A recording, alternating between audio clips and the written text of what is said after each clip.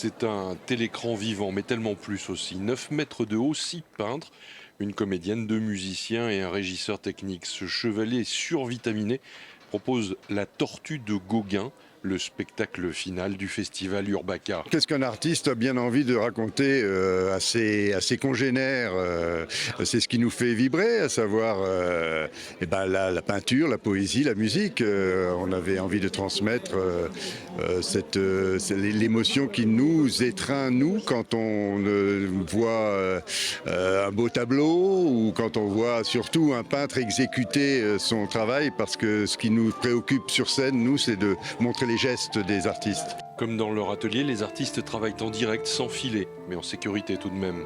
Si on veut exalter le geste du peintre, le geste de l'artiste en général, voilà, on s'est dit que le meilleur moyen, c'était de présenter sur scène tous les éléments tels qu'ils se présentent en atelier, tels qu'ils se présentent dans nos salles de répétition, à savoir les gestes bruts, avec y compris les aléas d'un geste du peintre.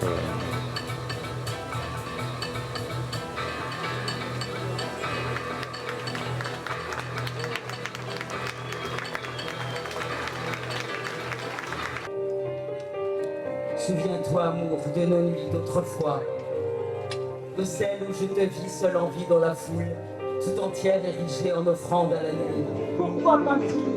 Pourquoi peint-il? À même la terre battue de son abri de terre, et sous le ciel de terre de son abri de terre. Après le final, le public tarde à quitter la place Saint-Pierre. L'édition 2022 d'Urbaka se referme. En 2020, le festival avait été annulé, rétabli partiellement en 2021. Et voici que 2023 s'annonce. C'est du travail de longue haleine. En fait, 2023, je l'engage déjà vers le mois d'avril, parce qu'après, je couvre beaucoup de festivals en France tout l'été.